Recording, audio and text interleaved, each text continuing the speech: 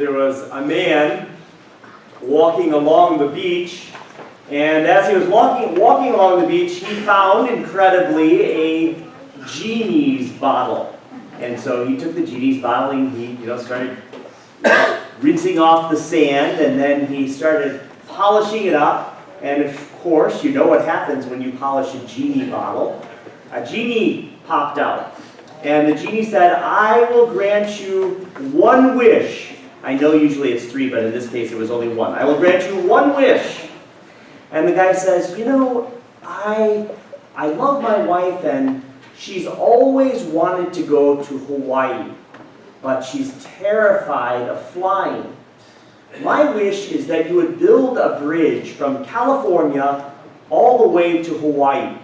And the genie said, "Are you crazy? You know how much concrete, you know how much work, what would it take to maintain that thing?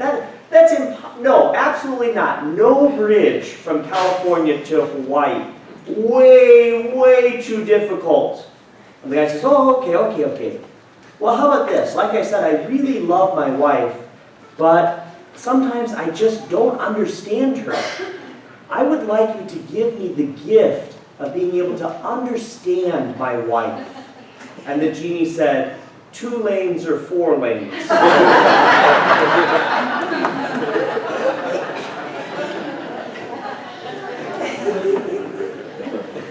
We know, of course, that men and women are different, and that we have difficulty sometimes understanding one another. But a man does not love his wife because he understands her perfectly. In fact, it is part of the mystery of her femininity that causes him to love her. He doesn't love her despite the way she is a mystery, but he loves her because of the mystery of her femininity. The mystery that he presents to her is itself a cause of his love for her. Today in the church, we celebrate a great mystery. We celebrate today the mystery of the Blessed Trinity.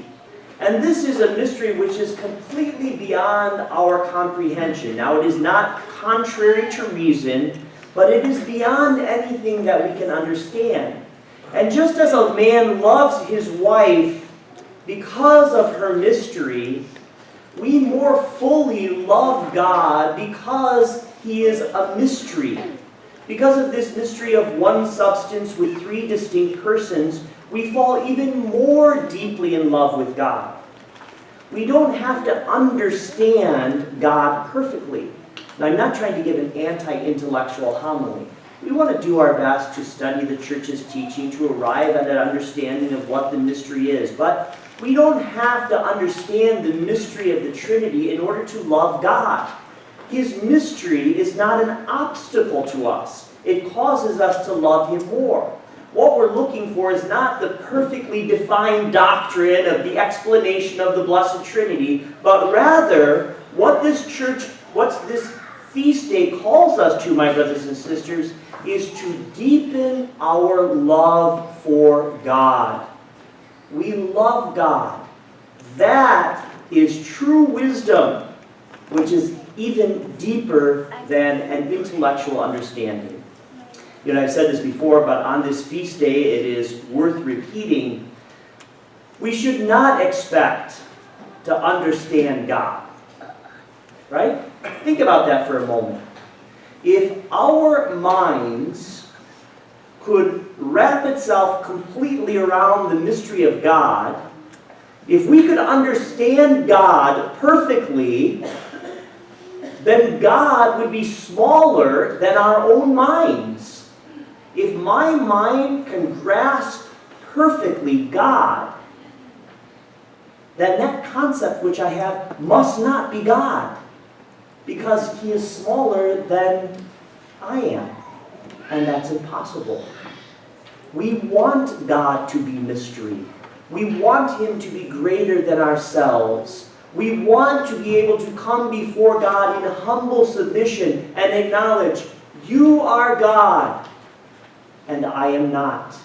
Therefore, it is my joy to honor and worship you in humility and truth.